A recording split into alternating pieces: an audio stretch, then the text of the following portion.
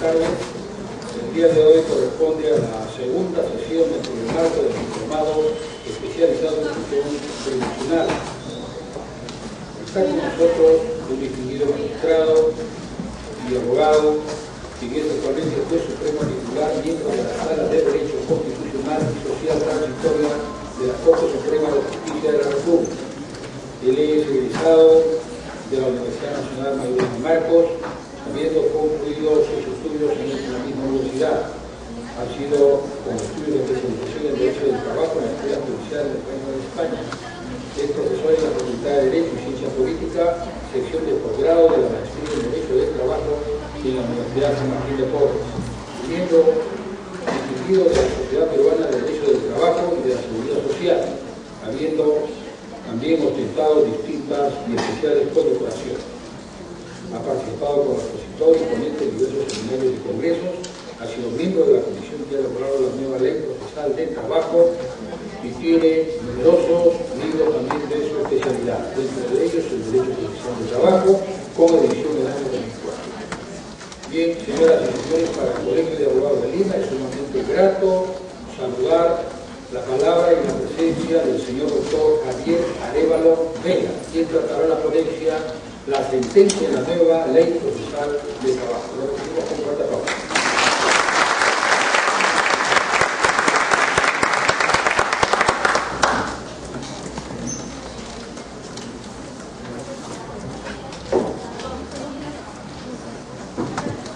Muy buenas tardes.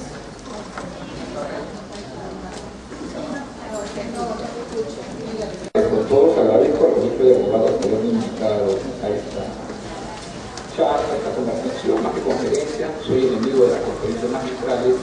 Yo me preferiría una clase. ¿De qué vamos a hablar hoy día? De todo el programa que hablaban, realmente cuando me llaman hoy día en el tema es la sentencia. Si vamos a hablar de la sentencia, podríamos hablar de la sentencia, así en general. Podríamos hablar de la sentencia penal, la sentencia civil, la sentencia laboral, y como es obvio, quienes hablan tiene una especialidad que es el derecho del trabajo. Y les voy a hablar un poco de la sentencia laboral, pero la sentencia laboral dentro del marco de la nueva ley procesal del trabajo. Me hubiera gustado tener un micro para caminar por el tipo de conferencias que ya no son tan adecuados. Perfecto. Y entonces resulta que nos encontramos frente a un tema que yo le doy el enfoque laboral. Sin embargo, no podemos dejar de lado algo que estaba en la idea de los organizadores, y era hablar de la justificación de las resoluciones. Antes de entrar en esto, la justificación de las resoluciones tiene que ver con el razonamiento jurídico. Y toda resolución debe tener una justificación interna y una justificación externa. Y esto es algo que se da vuelta a todos y se estudia y se discute qué cosa es, y entonces pensamos en la piensa, pensamos en la lexi, pensamos en una serie de doctrinarios. Y podemos sintetizar este tema de la justificación en dos frases: justificación interna, razonamiento; justificación externa, normativa. Y cuando digo normativa, no es solo de una ley. Ahora, cuando nosotros tenemos una resolución judicial, es la resolución judicial por excelencia, la sentencia, pero vamos a hablar de la resolución. ¿Qué sucede? La tenemos que fundamentar. El artículo 139 de la Constitución nos dice que toda resolución judicial es fundamentada por escrito. Este tema de por escrito hoy día con la modernidad entra en discusión, ¿no? Porque no solo existen los documentos escritos, video, otros mecanismos, ¿no? Pero bueno, la Constitución señala eso. Con los fundamentos de hechos y de derechos que la van a sustentar o justificar. Si eso es así, en cualquier solución, aparte del tema formal, de la fecha, de la firma, del sello, y esas cosas que no nos interesan, tiene que tener una justificación externa. Es decir, hay normas jurídicas que pueden ser legales, convencionales. Por ejemplo, si yo inicio una demanda en un juzgado de trabajo pidiendo que se me pague el beneficio de, no sé, 1.000 soles por derecho de fallecimiento de suegra,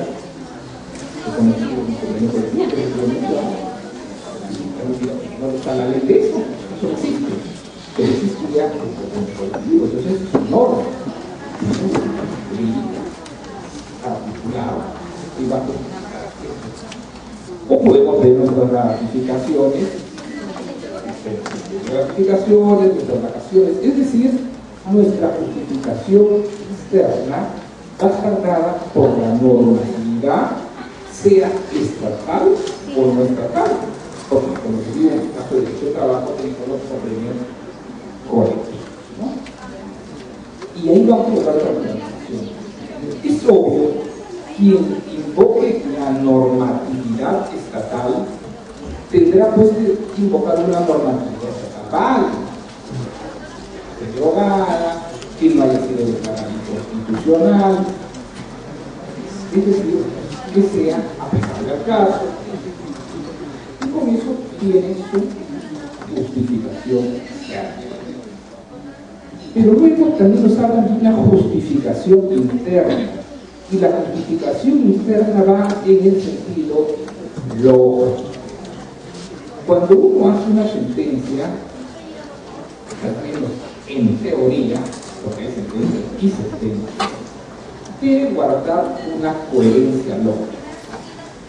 La regla que nos exigen es el silogismo, ¿no? Silogismo es la regla que se debe seguir. Bueno,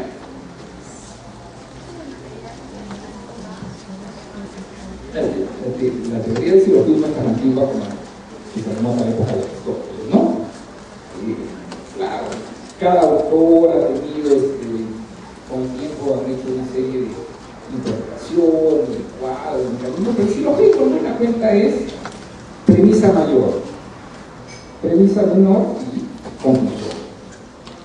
Si eso lo transportamos de una manera muy sencilla al campo jurídico, diríamos, premisa mayor la norma, premisa menor los hechos, conclusión, ¿no?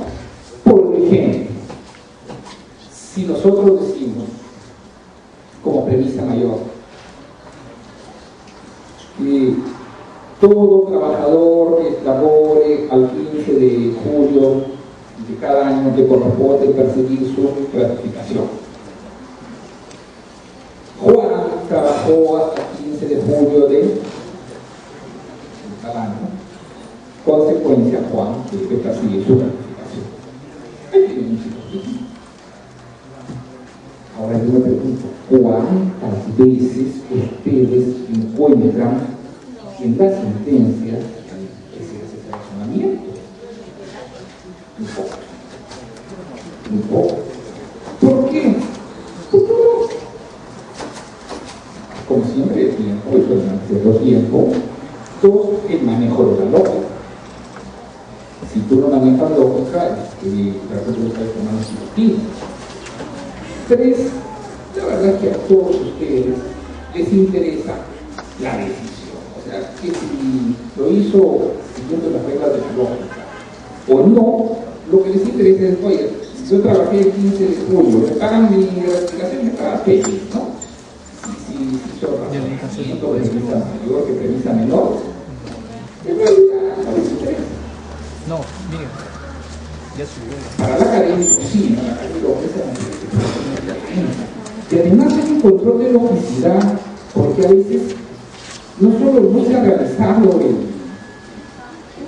el razonamiento aristotélico, el razonamiento silogístico, sino lo que se ha hecho es que empieza a decir algo, como tiene sentencias más largas, de repente más complejas, como estamos hablando por decirle que el señor fulano de tal ingresó a laborar el 15 de octubre del año 2005, pero ya después de varios considerandos estamos sabiendo que el señor trabajó a partir del 2008 y que sin embargo en 2006 le habían pagado ya unos, por decirle, sus gratificaciones, y finalmente le mandan a pagar lo que ya dicen que se le pagó, y entonces esas sentencias son totalmente incoherentes, ya no obedecen a ninguna regla lógica ni sentido del orden.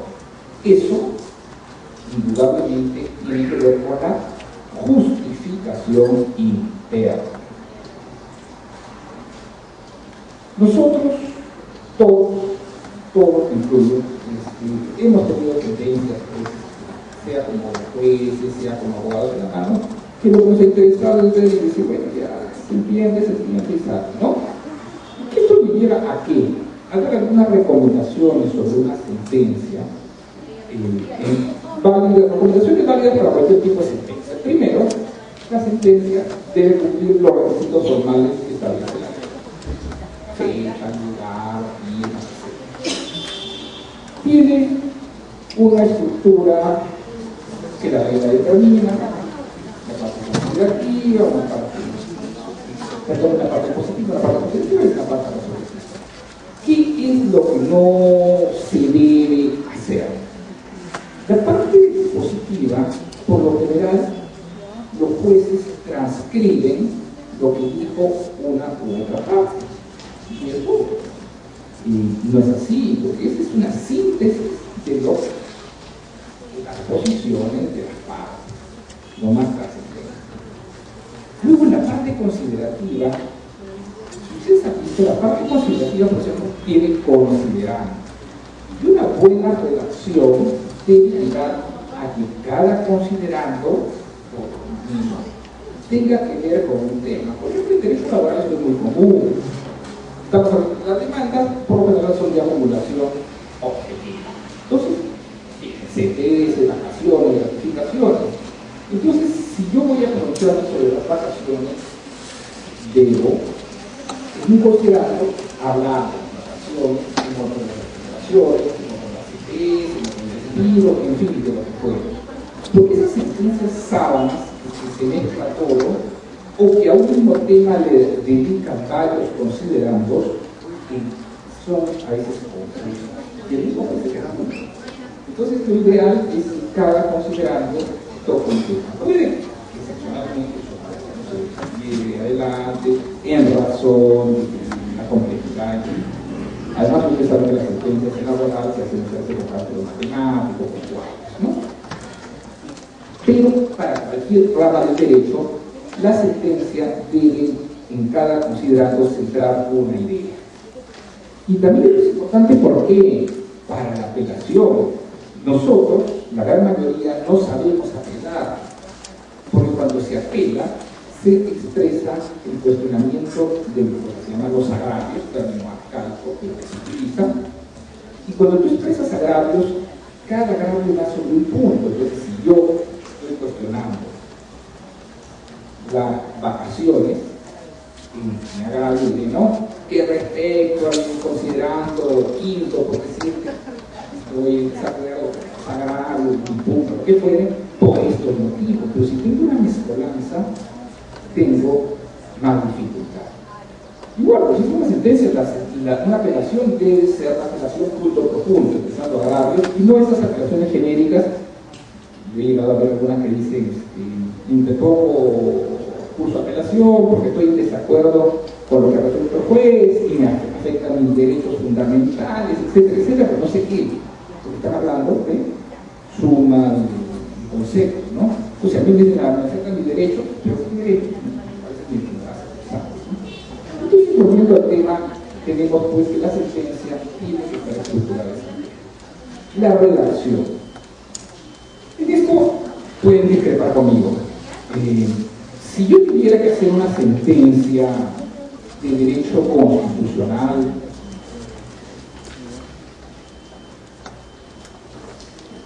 de repente una sentencia de derecho civil, una sentencia que tuviera pues que hablar de repente de la propiedad, de los derechos reales que están incluidos en la res es la cosa, o de la capacidad, ¿no?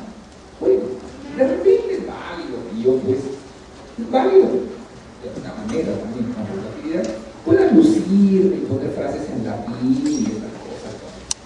Que a uno le parece sin signo de elección. Personalmente, bueno, lo puedo admitir, pero en sentencias de derecho laboral no me parece signo de elección. Creo que está grabando y lo puedo me parece guachatería. ¿Sabes por qué? Que duro, ¿no? Que duro con sus colegas. Yo también estoy en el tema. ¿Qué haces tú hablando, tratando de convertir a latín una institución laboral, tratando de incomodar con la gente que no sabe armar, cuando un trabajo es una disciplina jurídica que nace como consecuencia del fenómeno de la revolución industrial? No nació en derecho romano. Los romanos no conocieron el derecho del trabajo. Conocieron el trabajo, por ahí decían, pero en Roma trabajaban, por supuesto que trabajaban. ¿Cuál era la principal fuente de trabajo en Roma? Tú. No, pero yo he leído que en Roma había algunos obreros, pero por supuesto, leían a Cabanela, había algunos obreros, pero ¿en qué sentido eran esos obreros? Eran personas independientes que prestaban un trabajo y cobraban un salario, pero no en la forma, como no tenían derecho, ni existía obra de una empresa, como ocurre con la revolución industrial. Y eso era por lo mínimo, ¿no? Artesanos. Entonces, pues, yo creo que buscar y poner ese tema de la pena a una sentencia, laboral, claro, como que no me parece muy... No me impresiona de bonito. Y creo que tampoco. O por ejemplo, otro tema que también tenemos en las sentencias son las citas. Cuando citamos, tenemos, ¿no? Según Carmelucci, según y bueno, y eso está mal, aparentemente, si lo queremos ver como un símbolo de elección. Pero, ¿para qué cita hoy? Olvidémonos del derecho y vayamos al estudio de la metodología del trabajo universitario. Cuando uno hace una tesis, por ejemplo, yo afirmo tal cosa y quiero reforzar mi pensamiento, mi afirmación, puedo apoyarme en algún autor, en algún sitio, o en varios autores que coinciden con ellos. O por el contrario, yo quiero destruir un pensamiento, me voy a apoyar en autores conmigo, porque yo todavía no soy la autoridad de la materia, ¿no? Pero cuando estudio una sentencia y me pongo a citar por citar, no sé, posiblemente lo único que me demostrará este juez es que ha leído este libro. Y eso, les cuento una anécdota que siempre la relato, porque es una anécdota que me pasó hace muchos años. Hay un autor en Paraguay, el doctor Cristóbal, doctor de Paraguay, poco conocido, y luego lo conseguí portar. En algún momento era necesario reforzar el pensamiento con una cita de autor. Pero por esas cosas de la vida, hubo un error de tipeo al hacer la cita. Y entonces, cuando llega mi tiempo, no la había muy coherente, no acá está claro, realmente revisarlo con el autor, con el libro, y luego sacó unas palabras. ¿Qué pareció? Vino otra juez y copia la primera versión que no había sido borrada. Por eso siempre se debe borrar las versiones que están con errores, y copia faltándole esa frase. Esto es el error. me va a votar causa un recurso cambia, autor muy poco le suena. Acá ustedes seguro llevan la barrita, incluso poco conocido, más destacado de laboralistas de Paraguay, conocido. Y yo digo, esta frase me parece que es incoherente. Hay algo que falta. Me dice, es así, pero así está escrito, sí, así está escrito. Yo he leído el libro. No lo podía haber leído el libro porque ese texto estaba errado por primera terminación. Por eso es que los citadores tengan mucho cuidado en lo que citan. Algunos acaban de encuentro y dicen la sentencia de Santana, qué bonita está ahí, menciona voy a copiarme esa cita. Como dice la página, todos van a creer que yo lo he hecho. Cuidado, dicen que los errores de un se convierten en errores de muchos, ¿no? Porque comienzas a citar cosas erradas. En el caso que les comento, la persona que había hecho la cita había copiado la cita errada. Entonces también en una sentencia la abundancia de citas no es lo mejor, ¿no? Donde sí se debe exigir otro nivel, a nivel de sentencias ya realizadas en primera instancia, creo que es a lo que estamos viendo ahora. Las sentencias deben ser claras, no muy extensas, precisas, que las entiendan. Y cuando yo me estoy refiriendo a sentencias laborales, y sus sentencias que van dirigidas a un público que no necesariamente es abogado, porque el trabajador al final no me interesa quién será médico plan, quién será carrera negra, lo que será frescura. Yo lo que quiero es me pagan, me toca, me reponen, me van a pagar, sí o no. Ay, así eso es así, el resto no me interesa. Creo que lo he pasado también, porque lo gané también, ¿no? Claro, si ya se preparó una apelación, bueno, ya te interesa más el tema, ¿no? Pero el principio es ese. Entonces la sentencia no tiene que por qué ser muy compleja. Es más, hay que temer de los que pecan en primera instancia de una elección. Igual lo que sucede en segunda instancia. En segunda instancia, lo que se hace aquí es confirmar, revocar o anular lo que se de ahí otro tema de la falsa motivación que preocupa, las famosas nulidades, ¿no? Cuando se llega a un momento en que la sentencia sube a la segunda instancia, y muchas veces cuando no la entendemos, cuando no sabemos qué hacer, decimos hay que anularla, pero no lo voy a anular, ¿no? Vamos a ese cajón desastre, es el debido proceso. Se ha violado el debido proceso en la forma de falta de motivación. Se ha violado una medida del debido proceso por parte de motivación, efectivamente la sentencia tendrá que cambiarse, pero será tan cierto eso. Podemos estar seguros de que efectivamente esa sentencia no tenía motivación,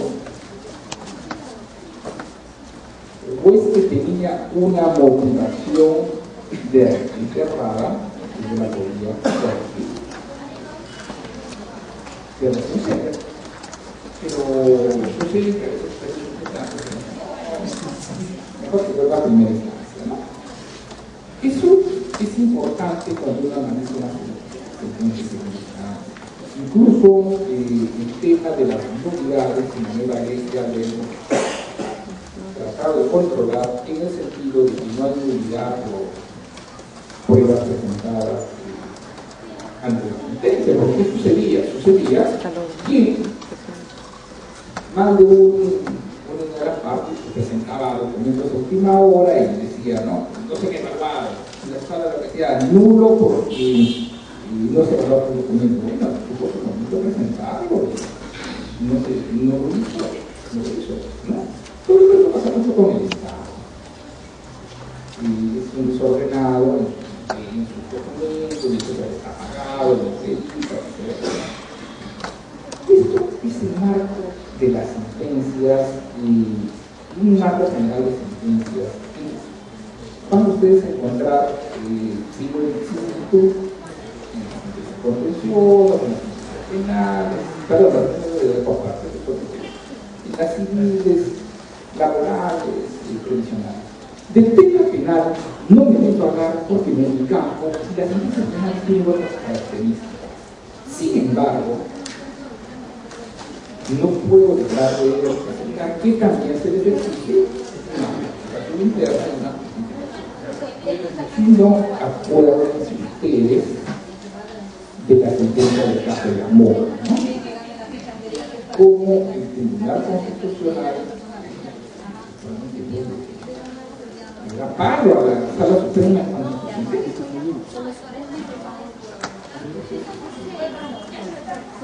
Además que tenemos que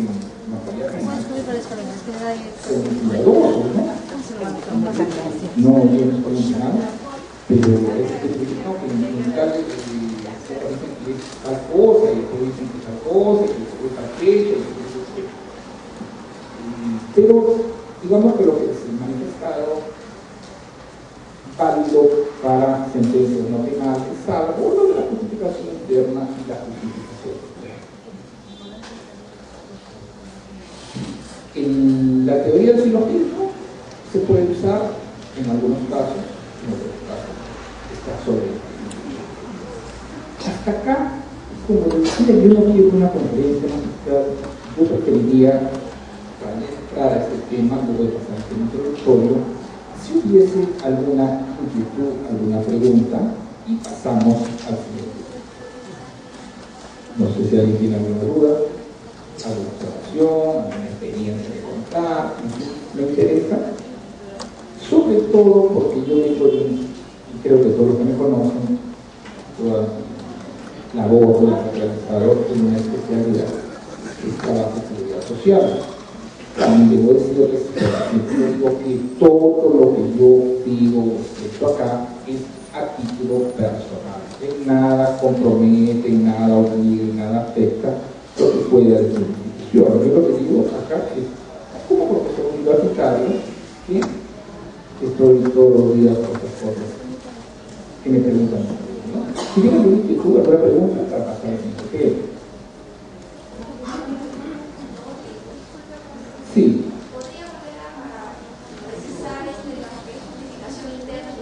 Perfecto, señorita. La justificación interna, usted siempre asúmala a la lógica, a la coherencia de los argumentos. Si usted considerando dice que está aprobado, por ejemplo, que el señor fulano de tal era un trabajador independiente y no tenía ninguna relación laboral,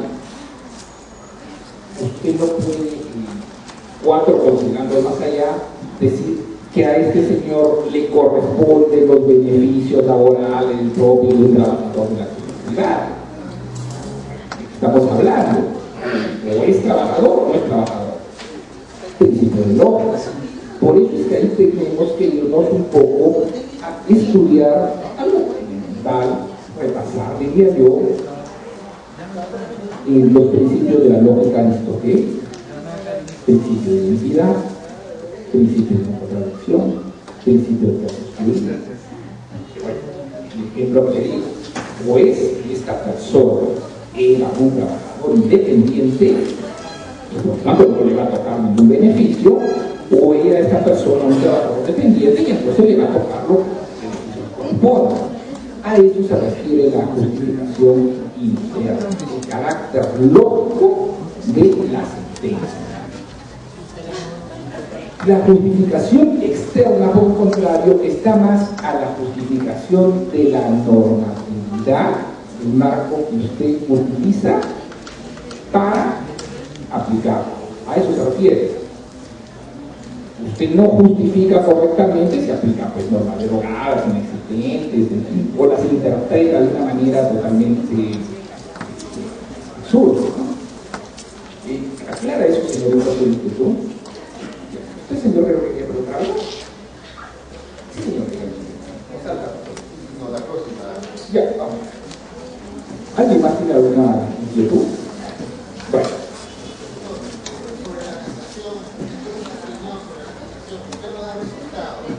La casación, pues el tema no es la casación, pero le voy a contestar lo que siempre, y en eso sí le contesto con conocimiento de causa, porque veo casaciones, analizo casaciones bastante claras. Mire, la casación tiene que, acá en nuestro país, no nos enseñan y no nos preocupamos, creo, en aprender a hacer un recurso de casación. El recurso de casación, aparte del tema que es formal, tiene características muy especiales. Los abogados que ponen casación piensan muchas veces que es como una apelación. Y eso no es así. Entonces, lo primero, no se ha evaluado tal documento. Ya, la casación nunca se discute hecho, no se evalúa pruebas. La casación no permite.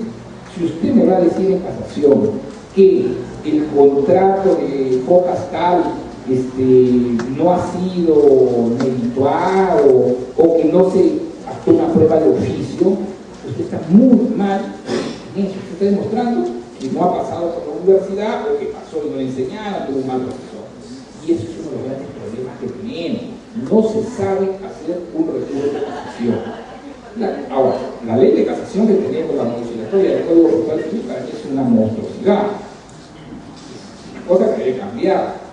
Y es más, le comento el texto que está en la Ley Procesal del Trabajo soy uno de los autores. También en esa parte de casación, los congresistas, alguien me dio la mano y me valoró. Entonces también lo digo, porque no tengo por qué ocultarlo. Si a mí, cuando a veces me dicen, doctor, la casación laboral, usted que es uno de los padres, no, un momentito, esa parte, ¿quién será el padre? Ese no soy yo. ¿Por qué? Porque han seguido un modelo totalmente, no sé quién lo ha hecho, ¿verdad? Porque es el modelo de la casación civil, algún galimatías del derecho, alguien que dice licitar. Pero, le explico, si con permiso del auditorio, si permiten que hable algo de casación, simplemente le digo esto. La casación tiene sus causales. En el sistema anterior era interpretación errónea, aplicación indebida. Hoy día es infracción normativa. ¿Qué cosa es infracción normativa? Todo. Y es todo, ¿será así? ¿O es que debemos tener una concepción de infracción normativa del contenido? Por ejemplo, la interpretación errónea es una forma de infracción normativa. La inaplicación es una forma de infracción normativa. Cuando usted va a denunciar la infracción normativa de algo, usted no puede alegar pruebas, nuevos hechos, en fin. Entonces lo que sucede es que los escritos vienen mal hechos. El 99% de los escritos casatorios vienen mal hechos. Y cuando vienen mal hechos, simplemente la única persona culpable es el abogado en su recurso de casación. ¿Qué tan complejo es un recurso de casación? No, porque si fuera complejísimo, imposible, no habría recursos que pasan. Les cuento en el sistema anterior. En el sistema anterior decía, ¿no? Por ejemplo, interpretación errónea deberá decir cuál es la norma y cuál es su correcta interpretación. ¿Y es que acaso no puede alguien hacer eso? Y eso se imagina todavía con la ley de existencia de inteligencia para el proceso laboral. Es que no sabes tú cómo es una correcta interpretación. Si yo digo, por ejemplo, que el artículo, por decirle, cualquiera, el artículo 4 de la ley del decreto del 728 ha sido interpretado erróneamente, yo lo que tengo que hacer es propongo, ha sido interpretado por esto y debe interpretarse de esta forma. Es tan fácil. Ahora, mi interpretación puede ser equivocada, pero tengo que proponer, primero está interpretado mal, yo soy culpable, no es por eso. tiempo dice, no, se ha inaplicado el artículo tal, que a la vez dice, se ha interpretado erróneamente el mismo artículo. ¿En qué sentido? No los ha aplicado como los han interpretado mal. Eso en la forma de evolución antigua. Hoy en día, con esto de aplicación normativa, todo entra, cada cual hace lo que le parece. Le parece, y bueno, están pensando de que la infracción normativa pues va a los hechos, a las pruebas, y entonces sucede que rebota pues, improcedente. Y para mí es un mal indicador, porque pareciera de que en un momento uno no puede acercarse a conocer a profundidad ciertas materias porque son interesantes, pero que son improcedentes. Y nosotros,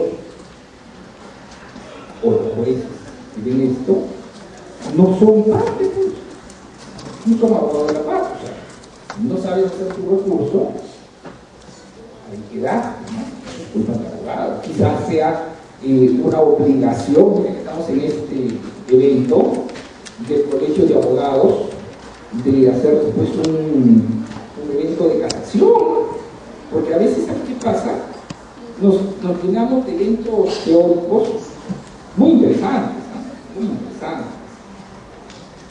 pero no tenemos a veces lo que necesitamos para entrar. Ustedes, la gran mayoría se litigantes.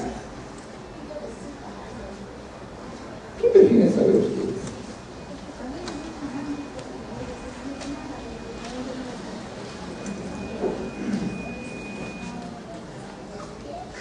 La historia de la casación, de su historia revolucionaria, pero por si acaso no aparece en la Revolución Francesa, por ella me dice que aparece en la Revolución Francesa. O que les diga el profesor, miren usted, pero es un recurso de la Revolución, así. Usted se puede saber la historia de los revolucionarios, se puede saber la historia de cómo fue la civilización, qué decía el código alemán, qué decía el código español, pero cuando usted va a hacer su recurso, usted te cuenta la historia, qué bien, qué bien usted sabe, se estudió oculto, lo que necesita. Su recurso está mal hecho. Entonces no tiene ningún sentido. Y a veces nos perdemos en eso, ¿no? Creo que parte de la preparación del abogado es que aprenda a hacer aquellos recursos que no sabe. Y no por ahí se preocupa también el abogado. Imagínense, el Código Procesal del siglo XXIII, hay muchas personas que estudiaron con recursos de nulidad, o con el texto anterior cambió, entonces no es culpa, es cuestión de estar integral. Yo, por ejemplo, el año pasado me invitaron a uno sobre la ley procesal sobre casación y ponía los ejemplos que no era con el anterior, ¿no? El caso de implementación ahora, entonces la persona ya se va conociendo en qué está, ¿no? Entonces el caso de eso. Ahora, en caso de normativa, sería cuestión de hacer un evento de casación, pero no para quitarle, como les digo, historias, sino para que puedan ustedes tener la posibilidad de saber cómo hacer una cosa. No hay que avergonzarse por eso. El que no sabe hacer un recurso de casación, lo aprenderá. Así sencillo. Lo que hacer a nuestro cliente, le presentamos cualquier cosa, lo engatusamos que podemos hacer algo no. Por eso se da 10 días. Un recurso para 10 días, por eso está en lo vas a estudiar. Lo vas a hacer bien. Vas a, no solo a documentar, sino vas a también a buscar modelos, vas a ver otras cosas. Pero si tu recurso de casación está viendo sacar hechos, eso ya debe ir para nosotros. Y ojo, que en abogado no se paga casa. Bueno, en el abogado se la paga. Que se inicia para casa. Entonces ya cambió la cosa, ¿no? Cambia la cosa, porque cuesta. Es un recurso de casación, en algunas legislaciones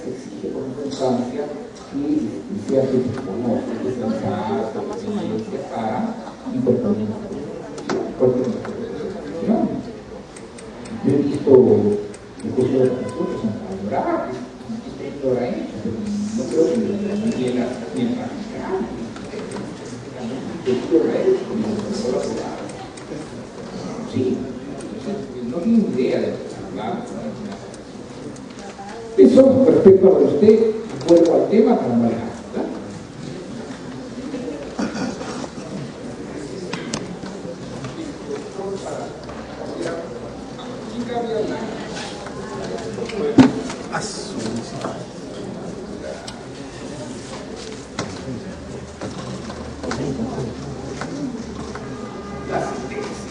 La sentencia laboral, una sentencia pues es una decisión que pone fin al proceso.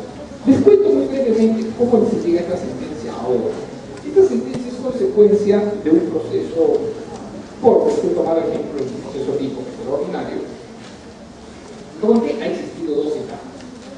Una etapa de conciliación, donde no se ha conciliado, y una etapa de juzgamiento. En esta etapa de juzgamiento se ha tenido que desarrollar la teoría del caso y la litigación oral, que supongo que ustedes saben, un imposible, dicen que va a entrar en vigencia la ley de trabajo. Todo tiene que aprender litigación, lo que les interesa es el laboral, obviamente, litigación oral, teoría del caso, porque si no, van a tener problemas. Ha ocurrido pues que se ha desarrollado un proceso, una ley de juzgamiento, una exposición, una probatoria, unos alegatos de clausura y va a venir una sentencia. En laboral, la ley tiene ciertas características. Siguiente. La sentencia en realidad, si la queremos definir doctrinariamente, la podemos definir igual en penal, en civil, en laboral, pone fin al proceso. Salvo casos que hayamos podido por excepciones, por otros mecanismos, ¿no? Y por eso el acto jurídico más importante, todo el que inicia un proceso, lo inicia pensando en que va a obtener una sentencia, ¿no? Lo inicia pensando en que van a acabar con una excepción, con una conciliación, pues si la logran en buena hora, está pensando en una sentencia. Y incluso en los escritos se retirar, sentenciar, declarando fundada, mediante, etcétera, etcétera. Y la sentencia pone fin a la controversia en ese momento. Hay clasificaciones y clasificaciones. Yo he tomado una clasificación arbitraria para, bueno, hay otras, no se habla de declarativa, y una declaración respecto de una duda que se ha discutido como ejecutiva en el estado de situación jurídica y de condena que mandan a corte. En laboral, la mayoría son de condena, ¿no? Siempre se está mandando a. Pero eso no significa que existan las otras y las otras, ¿no? Siguiente. Lo que les hablaba. Tiene una introducción, una parte positiva, una parte considerativa y una parte resolutiva. La introducción es esa parte que se tiene, pues, los requisitos, la fecha, etcétera. Ustedes lo conocen. La parte positiva va en el sentido, como les hablaba hace un momento, de qué dice el padre, pero no transcribirlos, porque yo he visto que la parte positiva transcribe, pues casi la demanda y la contestación, sino lo más importante, la considerativa, que ahí sí es donde el juez demuestra su conocimiento de la materia. Se supone, entre comillas, porque eso es cierto, que los jueces conocemos toda la normatividad de la especialidad en la que estamos especializados. Y siendo esto así, el juez tendrá que invocar las normas, los hechos, adecuar los hechos a las normas, descartar hechos, en fin, descartar normas, para poder justificar. Y ahí entra el tema, que fue lo que decía, de la justificación interna. Tendrá que ser lógico su desarrollo. Además, hay un tema que a veces lo dejamos de lado, y que nadie le presta atención, por supuesto, no es causal de nulidad, pero que debería ponerse en cuenta. Ojo, para jueces y abogados, el tema gramatical es el tema en que menos nos preocupamos. Entonces escribimos con falta de ortografía, escribimos con cacofonía, escribimos con palabras. Alguna vez una señora me decía una cosa horrorosa, ¿no? Los errores ortográficos no son causal de nulidad. Es cierto, son causal de nulidad, pero si son causal de desprestigio, ¿no? Lógico. Me pone una cosa llena de horrores, no será nula la sentencia, pero me está dando la imagen de que esta persona pues no tiene una redacción adecuada. Entonces el tema también es importante, ¿no? La presentación de cómo se redacta, la ortografía, la coherencia, el asignar a las palabras su correcto significado. A veces no sabemos qué significa una palabra. Perfecto, tenemos el diccionario, no se confía en el diccionario de internet, porque en internet no saben cómo son. A veces las máquinas están programadas para una palabra. Por ejemplo, como ejemplo, yo uso mucho la palabra previsional en mi trabajo, pero siempre nos salen provisional, y es provisional, no sé por qué, pero la máquina da un voto así, ¿no? Entonces está lo corrigieron. Todo eso va en la parte considerativa. Ahí es donde yo explico y justifico por qué sí y por qué no doy tanto o cual beneficio. Y finalmente la parte racional. ¿Qué es lo que yo voy a hacer? Que pague fundado, infundado, que se pague, que tal cosa. También se tiene que ser claro, porque si no se es claro, tienen problemas. Yo cuando era superior, me acuerdo, haber visto en más de una oportunidad un juez que trabajaba rápido, que sacaba su sentencia y finalmente decía, fundada la demanda y en consecuencia páguese todos sus beneficios sociales que adeudan con arreglo a ley a fulanito.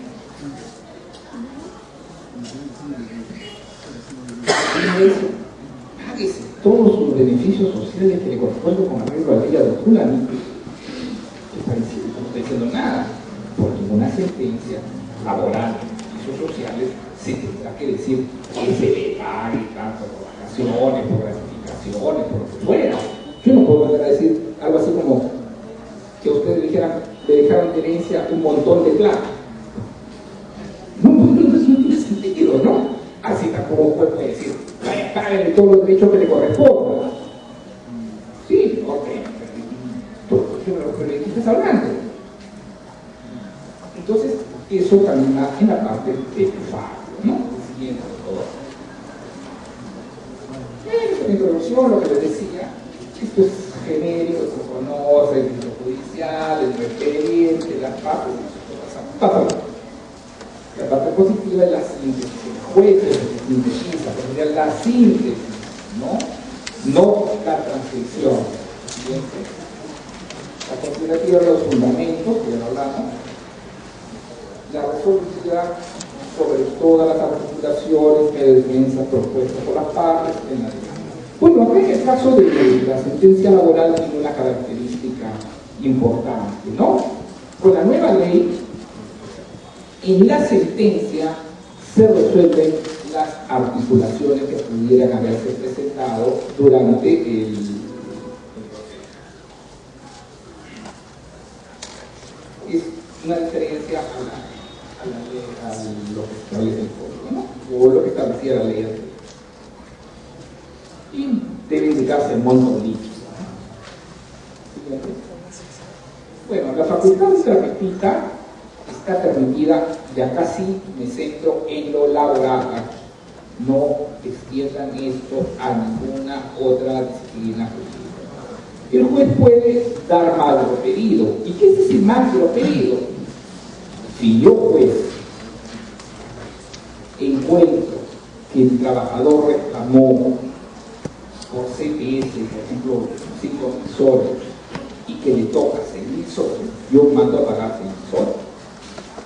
No lo demandó, digo 5, pero yo, juez, encuentro que le mando a pagar 6. Facultad ultra petita, y ojo, reitero, repito, el laboral, no estoy hablando de otras disciplinas jurídicas. En civil el que pidió lo que pidió y no se dio. Siguiente. Extra petita. Temas o puntos que no han sido demandados.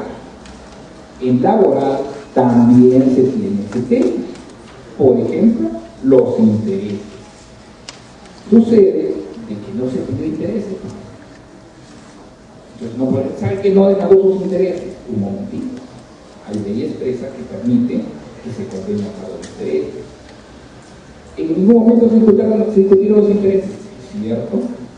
Pero si tú no le pagaste en su oportunidad sus beneficios sociales, que eran una suma líquida, es obvio que se genera interés. Y el interés lo va a ordenar el juez y ya en el proceso de ejecución para la divisa y estas cosas para hacer. Entonces, facultad extrapetita.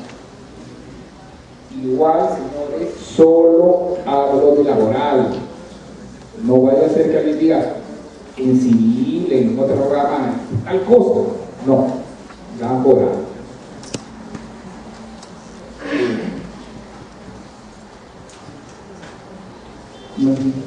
Infrapetita. Esta es una incongruencia, más bien. Sucede que pese a que un hecho ha sido afirmado por las partes y admitido por otras, el juez no lo toma en cuenta. Estos casos son muy raros. Son muy raros, pero va a suceder más o menos esto con la nueva ley. La nueva ley dice que todo lo que a ti te demanden, tú vas a tener que contestar. Si no, te vas a tener que admitir. Entonces, si a mí me demandan 4 puntos, CPS, vacaciones, gratificaciones y utilidades, y luego tenés utilidades, gratificaciones, vacaciones, y no contesto los CPS, se va a tener que admitir. Entonces, si el juez no se pronunciara, se podría presentar este defecto. Es raro. El siguiente. El citra política es otra forma de congruencia. Eso tiene cuando el juez no se pronuncia respecto a todos los puntos comprometidos o decide de referirse a alguno de los pedidos de la parte del predicero. Acá hay que adecuar la terminología. En el proceso laboral nuevo ya no se habla de puntos comprobativos, sino hechos necesarios de prueba. Pero al final la idea es esta: si algo se ha tratado en el proceso y el juez no se ha pronunciado, esto es relevante, obviamente origina una causal de nulidad. ¿Y cómo es la sentencia laboral? La sentencia que yo les acabo de hablar es la sentencia de papel, la sentencia que va a notificarse, que se va a recibir en un papel. Pero ¿cómo se da sentencia en un proceso laboral? Bueno, con la nueva ley me tengo que explicar muy brevemente el tema de la audiencia de juzgamiento. Cuando se realiza una audiencia de juzgamiento, ¿qué sucede? Primero, se produce los alegatos de factura, que se llaman confrontación de posiciones, donde cada parte expone los hechos más saltantes de su demanda o de su contestación, no repite la demanda y ofrece lo que está aprobado. Luego de eso, se va a los hechos necesitados de prueba, toda la etapa probatoria, y luego venir el alegato de clausura. En el alegato de clausura ya no vas a repetir eso, vas a repetir o vas a explicar lo que se probó en el proceso. Ese es un tema de litigación oral que tienen que tener eso, no lo vamos a meter más cuando en ese momento acaba y el juez tiene la facultad de, en el acto, dictar sentencia o dentro de una hora. Pero ahí viene el tema. No es que les va a presentar la sentencia que yo les hablado, no. Lo que va a hacer el juez es darles el sentido del fallo con una breve fundamentación. Tampoco es que el juez va a pararse y va a decir, bueno, ¿saben qué? La demanda es fundada. Y vamos a hacer nulo el despido del fulanito y ordeno que lo reponga. Eso no está bien. Y el juez muy breve, y esto lo aprendieron los colombianos, la una sentencia oral de una manera increíble. Yo digo, pues por el colombiano, maravilla. Tienes que acá y tomar así te da la sentencia. Lo que va a hacer el juez es que el juez va a explicar muy brevemente los fundamentos de lo que, por qué cree que la demanda es fundada, o le toca, no le toca, lo que fuera, y va. Es erróneo lo que está sucediendo en sitios donde se aplica la nueva ley, en el sentido de que el juez dice, me acabó esta etapa, no de los en consecuencia voy a dictar sentencia. El expediente tal, fundada la demanda, y ya le voy a tener hasta tal día para notificarle, para que se notifique, que salía la sentencia. No, hay que decir algo que fundamenta. No es solo el fallo. Obviamente, cuando ustedes tengan la sentencia escrita, todo lo desarrollado, pero después tiene que dar una idea, porque entonces se va a ir de ahí el ganador. Bueno, feliz que ganó, pero tampoco saben ni por qué ganó. El perdedor, cara larga, no saben por qué perdió. Y la sentencia. Yo podría ser ganador, y estoy feliz, pero resulta pues cuando me llega la sentencia escrita, o cuando me llega, no, cuando la cojo, la sentencia escrita, no sé cómo se ahora, me encuentro que los fundamentos son tan tirados de los cabellos que se me va a tener la Vamos a poner un ejemplo imaginario, ¿no? Supongamos que una dama reclama la nulidad del despido porque es objeto de un acto de hostilidad y pide, o no, ese objeto es dirigente sindical. Como la dama ha sido dirigente sindical y ha sido despedida, esta dama pide su reposición. Se discute el tema y el juez declara fundado, ¿no? Dice, pero de fallo, no dice que ya pasó otro tema, en consecuencia fundada la demanda, no hubo el despido de la señorita XX y que se le responde. La dama se va feliz. Cuando va el quinto día a la sala, al juzgado a respetar su sentencia, resulta que el juez habla de que esta señorita le ha dado la nulidad del despido porque era una mujer embarazada. ¿Qué va a pasar con esa sentencia cuando suba? Va a caer. O sea, la señorita ya, claro, me acordaron porque estabas embarazada, y no por el tema que tú tenías esa respuesta, por el tema sindical. ¿Se dan cuenta cómo pueden suceder esas cosas? Entonces, el que gana también necesita saber, por qué gana. Y el que pierde también, en el mismo caso, ¿no? El que pierde tiene que saber que si a mí me gana un juicio de nulidad de despido, una señora que alega fuero sindical, y la sentencia me habla que esa señora la protege el fuero maternal, es incoherente, se va a caer, no va a pasar. Entonces tampoco es como algo que en algunos sitios de procedimiento. Tiene que haber una posible explicación de lo que se trató.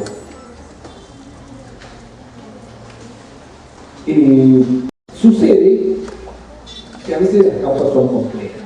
Si son complejas, entonces se permite que en 5 días el juez expida la sentencia. Pero esto más bien sí, ojalá que no se haga común. Porque si comenzamos para 5 días, para 5 días, para 5 días, va a llegar un momento en que los famosos 5 días vas a tener que dictar numerosas sentencias y te van a pasar los 5 días. Lo ideal es que se dicte la sentencia inmediatamente. Yo lo he visto en colombiano, lo he visto en Venezuela, lo hacen los ecuatorianos, no veo yo el problema porque no. Es más, cuando uno hace talleres de esto y desarrolla un caso, los alumnos terminan resolviendo el caso muy bien. O sea, y te dan el fallo, ¿no? Te dan el fallo y entonces tú dices, y los alumnos lo han podido resolver este caso hipotético y te dan el fallo y el por qué. Entonces estamos hablando de que el tema no es pues tan enredado, ¿no? Yo cuando aceptaría que el juez pueda diferir para los 5 días, casos de acumulaciones subjetivas, que son 80 trabajadores que están en el expediente, bueno, se entiende, ¿no? Se entiende que bastante, pero oye, un caso muy complejo, ¿no? Una textil, en fin. Si el juez comienza que para los 5 días, para los 5 días y 5 días, lo único que vamos a tener es un atraso tremendo. Si van a decir los 5 días y no va a pasar. Finalmente, la notificación ya no es la notificación que te llega a tu casilla, sino en ese acto se te dice la fecha, ¿no? Los 5 días, ¿sí? Con 5 días, decía tal, usted, esa persona a tal hora, a la secretaría de la sala, a recepcionar sus sentencias. El tema es que la sentencia esté hecha. Entonces, si usted va y no encuentra la sentencia, va a decir, ¿y ahora qué pasó? Van a surgir los malos entendidos. Lo primero que van a pensar, pues, son las formas pensadas. Ya cambiaron el fallo, ahora yo a mí me habían dicho que había ganado, ahora me han perdido, que cuesta el portual.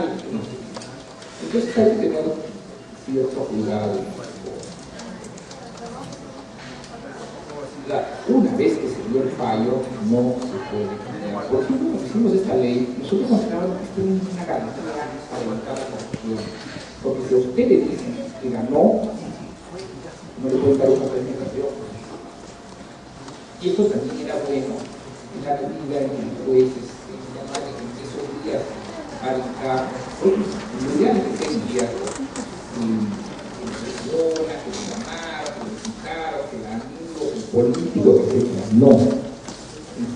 Resuelve el acto y usted se da con la sentencia. Si perdió, perdió. Porque tenés un problema. Todos los que pierden le echan la culpa al juez. Los abogados, culpa al juez. ¿Y cuál es el razonamiento? Como no le pagaste al juez, le dice al cliente, perdiste. Entonces la agarran.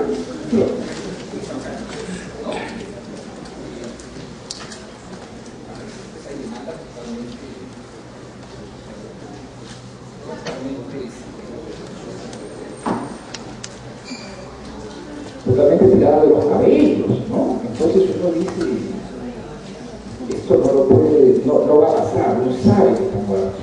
Entonces hay que cuidar mucho la ética. Y en la nueva ley, que no es nuestro tema, vamos a tener una situación que cuando se implemente este modelo, alguien nos decía, este va a ser el modelo de la vergüenza. ¿Cómo es esto? El abogado que no sepa litigar, que no sepa llevar la teoría del caso, va a ir saliendo del mercado. Y olvídense de las planchas. Eso que hago mi plancha en la computadora, olvídense. Tienen que saber elaborar una teoría del caso y desarrollarla, sustentarla y solucionarla.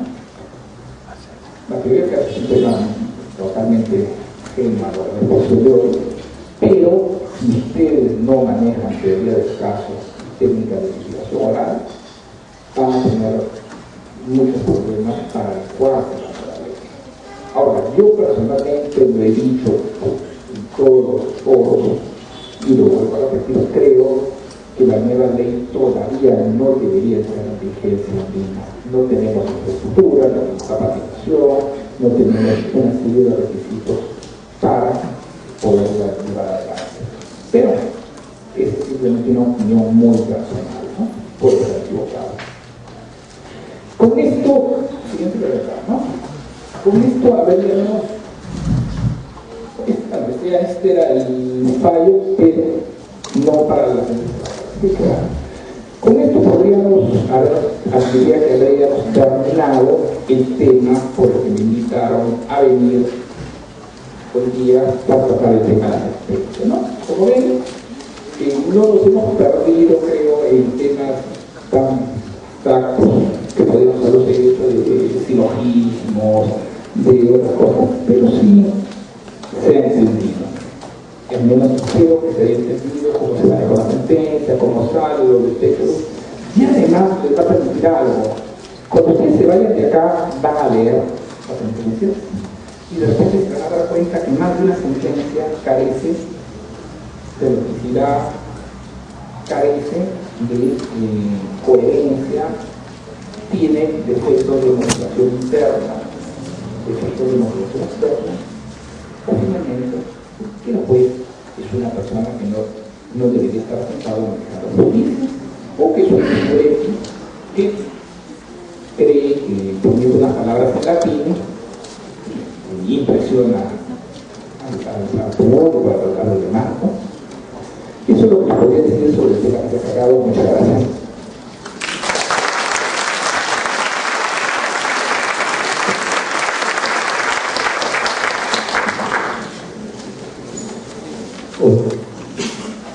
Agradecemos al profesor Javier Arevalo Vela y la contribución de ustedes para la pregunta correspondiente. ¿Cierto? El tiempo, por favor, y pregunta para el profesor.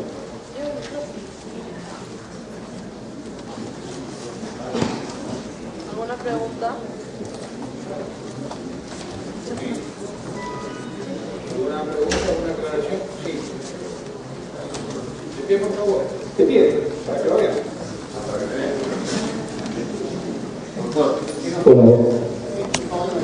¿Qué nos podría decir sobre el derecho laboral deportivo? Bueno, en realidad no es el tema el derecho laboral deportivo, pero Ya empiezo. Habló un poco de... Ya empiezo. el derecho laboral lo tiene que ver ustedes en dos ámbitos.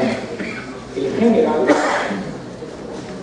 primero el ámbito laboral público, el laboral privado. El laboral privado tiene el general y el especial. En los especiales tienen los pescadores, los civiles, futbolistas, la regulación va para futbolistas que tienen su decreto supremo que regula esto, tiene pescadores, todo lo que se llama los regímenes especiales. Tendría que haber traído esa normatividad para poderle explicar un poco lo que hay, ¿no? Pero hay una regulación especial para el caso de los futbolistas, pero en materia de futbolistas, ese decreto supremo no es muy amplio, y básicamente ellos se excluyen por las normas del contrato. Eso es lo que podría decir, no es lo que tengo la norma de la mano. ¿Doctor?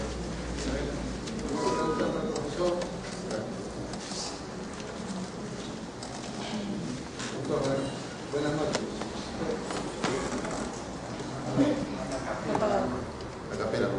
Bueno, doctor, quería hacer una pregunta respecto de la extra petita, la ultra petita que se aplica en el derecho laboral. Si es que el juez laboral, en aquellos casos en que la parte demandante dentro del territorio no visualiza o no toma en cuenta un extremo, no encuentra en el juzgatorio. El juez laboral tiene la obligación, o sea, cuando de los hechos se demuestra, ¿no?, que existe alguna nueva pretensión que no ha sido explicada en la demanda, presentada o formulada en la demanda, tiene la obligación, el juez laboral, de aplicar esta ultra petita. De repente podría ser los casos de simulación en cuanto al pago de los beneficios sociales. No, la ultra petita solo se va a aplicar en los casos previstos por la ley. Supongamos, usted es un demandante y tiene 3 conceptos: vacaciones, CPS y gratificación. Usted demanda eso y la contestación, todo el juicio va sobre eso. Pero resulta que a usted también le debían utilidades. Ese tema no lo podemos incluir y el juez preguntarse sobre las utilidades. ¿Se da cuenta? Solamente los casos que le estoy poniendo que la ley expresamente nos ha establecido que son intereses y costos. Y algún otro caso que la ley tiene, ahí en esos casos tiene que la ley decir expresamente esto se puede pronunciar.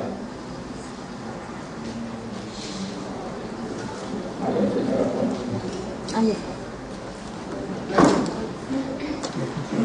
experiencia con las personas de usted en el campo laboral, resumiendo su exposición, su magnífica exposición, ¿nos puede decir en qué difiere sustancialmente esta nueva ley procesal del trabajo con respecto a la ley anterior? Claro, difieren. Lo más importante, Mire, fundamentalmente el tema es la manera como se desarrolla el proceso. También tiene temas de legitimidad. Por ejemplo, esta ley es una ley que favorece la protección de la libertad sindical y de los derechos fundamentales en el trabajo. Pero el desarrollo del proceso cambia por completo. Esta ley le va a traer a usted el tema parecido, porque algunos dicen es igual, no parecido al de penal, con la aplicación de la teoría del caso y la utilización de herramientas de litigación oral. Eso es fundamental que todo abogado que se incline por el derecho laboral tiene que manejar. Y eso no se aprende de la noche a la mañana, ¿no? Yo viajo a provincias siempre y me encuentro aún ahora en un sitio donde ya tiene un año la ley que siguen cometiendo errores, ¿no? Pero el proceso cambia totalmente. a ver si me entendí. Es decir, hay un caso de entrada y una derecha de salida nacional, ¿sí? No, te explico. Usted tiene la teoría del caso de esta manera en ahora. Voy a hacer nomás. Creo que vale la pena la pena. Está fuera del derecho, pero vale la pena. Mire, vamos a suponer que usted, bueno, es un abogado, ¿no? Va una persona y le dice: doctor, he sido despedido. Y ahí comienza la historia. Usted va a desarrollar un doctor y dice: doctor, he sido despedido. ¿Y por qué he sido despedido? ¿Sabe qué?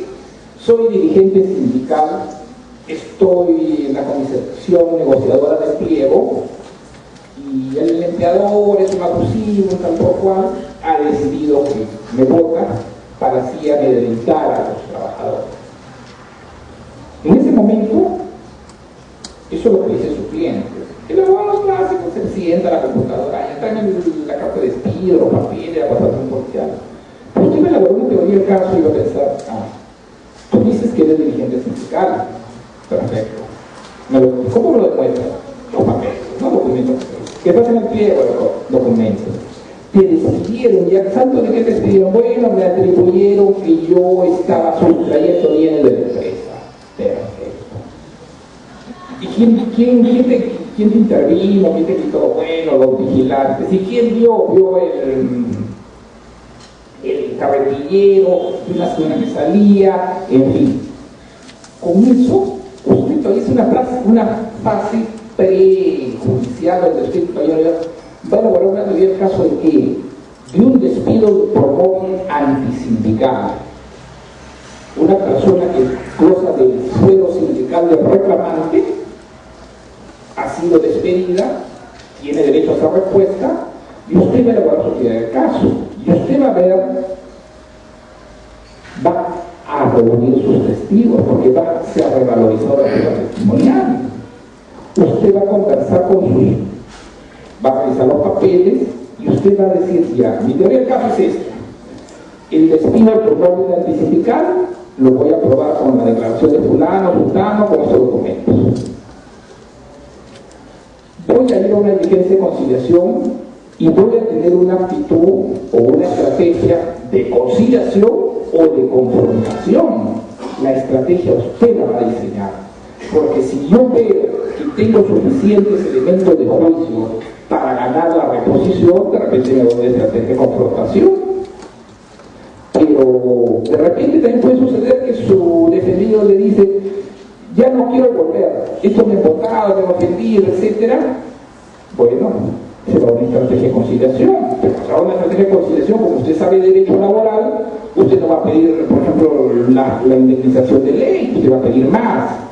Todo eso todavía ni siquiera está la demanda, usted está diseñando cómo va a ser su estrategia. Todo eso es lo que usted va a pedir para su demanda para su teoría del caso. Usted va a conversar con sus testigos, porque usted va a prepararlos, no para que mientan, sino para que no hablen más de lo debido. Sí, es cierto, a veces hablan más de lo debido. Y así, eso es teoría del caso. Un poco parecido, por eso lugar penal. ¿Por qué? Porque en penal el juez, por ejemplo, no tiene esta facultad inquisitiva que tiene el juez laboral, ¿no? Usted va a diseñar su alegato de apertura, y en su alegato de apertura usted no va a leer la demanda, que es lo que hace la mayoría. Cuando lee la demanda, usted está demostrando que no sabe. Usted el ofrecimiento lo va a probar, incluso en las pruebas se han acostumbrado, dicen, ofrezco como medio probatorio la boleta de pago, la rendición de planillas en un despido. ¿Para qué? Para probar vínculo laboral. Si tú has despedido a alguien, ¿qué vínculo laboral vas a probar? Pues si te la carta de despido, solo se despida que tiene vínculo laboral. ¿Se da cuenta? Todo el análisis de las pruebas es distinto. Entonces, bueno, no podría atender a que sea una clase de caso, pero más o menos le da una idea a usted de las diferencias. Incluso en el momento de la actuación de las pruebas, cuando usted haga un interrogatorio o un contrainterrogatorio, tiene que saber objetar. Si usted no objeta oportunamente y fundamentadamente, pasan las cosas. Tiene que saber cuando haga su informe final, tiene que estar concentrado, pues usted no puede haber estado con el celular, que está prohibido además por sanción de multa, o pensando en su novia, o pensando en el almuerzo, porque en ese momento usted va a hacer el informe oral final, que se llama el alegato de clausura, sobre lo que se probó. Y si usted no está concentrado, ¿qué va a decir? Va a decir generalidades. ¿Se da cuenta? Más o menos eso, porque no es el tema, ¿no?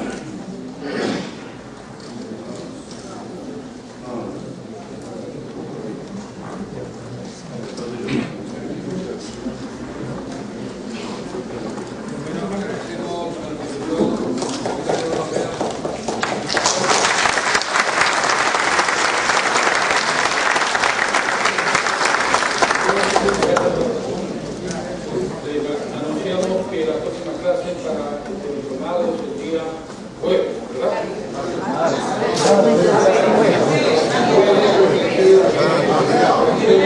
Anunciado que